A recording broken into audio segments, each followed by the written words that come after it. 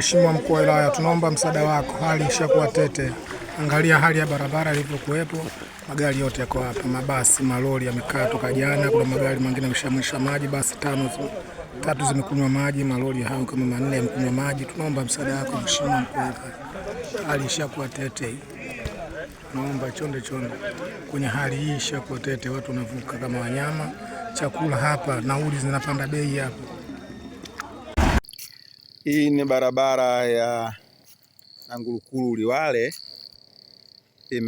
Mvua zinazoendelea imefikia hatua hii sasa hivi hakupitiki, na huko mbele kuna changamoto kubwa. Kuna daraja limevunjika, kwa maana gari za Liwale zilikuwa kama siku 2 siku 3 hivi hazipita, lakini kuanzia jana nafikiri kuna pitika.